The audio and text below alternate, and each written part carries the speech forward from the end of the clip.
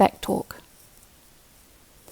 He walks out of the farmhouse and the sun is heavy in the sky. The air wavers. Gina's gone. Maybe she'll come back. He's kept awake by the lack of her weight on the other half of the mattress. He looks down at the cats dozing on the porch, mounds of uncaring fur. Why don't you do some work?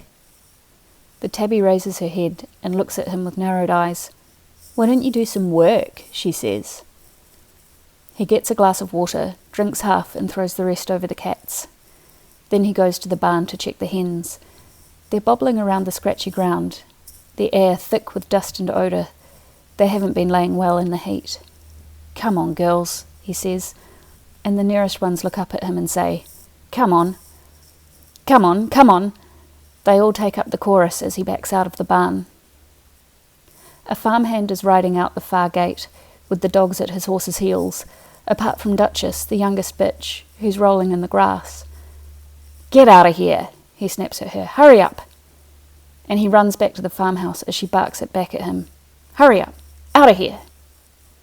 When he looks out the window, she's joined the pack, and they're disappearing up the track to the high pasture. He's still holding the empty water glass.